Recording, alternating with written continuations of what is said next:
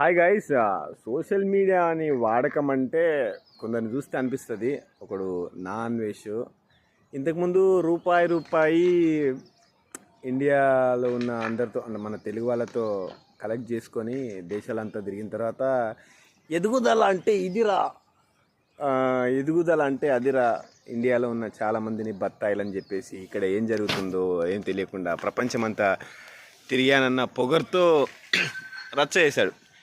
దాని తర్వాత ఇప్పుడు ఇంకో కొత్త బిచ్చగాడు మార్కెట్లోకి, కొత్త బిచ్చగాళ్ళు సోషల్ మీడియాలో.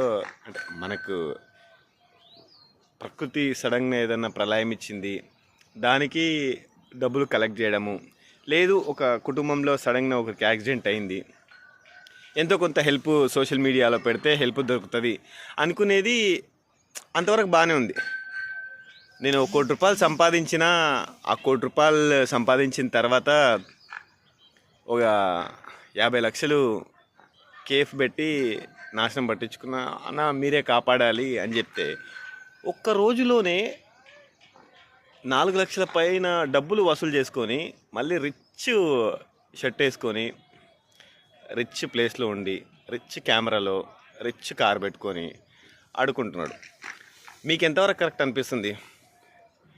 మళ్ళీ 10 లక్షల మంది సబ్స్క్రైబర్లు ఉన్నారు, 1 లక్ష మంది అన్న, అంటే 10 లక్షల మంది ఒక్కొక్కరు 100 వేసినా కూడా 1 కోటి రూపాయలు వస్తాయని ఎక్స్పెక్ట్ చేసిన 4 లక్షలు వచ్చాయని చెప్పేసి తెగ ఫీల్ అవుతున్నాడు గాయస్. నాకైతే అంటే ఇంత ఫార్వర్డ్ కల్చర్లో ఏ వచ్చిందని, నాకు ఆర్పిఎం తక్కువ ఉంది, నేను సినిమా కంటెంటే చేస్తా, సినిమా కంటెంట్కి చాలా తక్కువ డబ్బులు వస్తాయి, 10 లక్షల మంది ఉన్నా కూడా అతనికి సర్వైవల్కి కూడా రావట్లేదని తెగ ఫీల్ అయిపోతున్నాడు, ఆడుకుంటున్నాడు.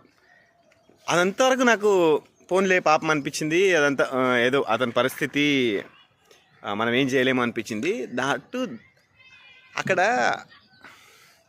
ఎవరి కోసం అయితే డబ్బులు అడుక్కున్నాడో, కట్టాల్సిన పీకల మీద ఉంది, వాళ్ళకి డబ్బులు కట్టాలని చెప్పేసి డబ్బులు ఇమీడియట్గా వచ్చినాయంట. కానీ 2-3 రోజుల తర్వాత వేస్తాడంట.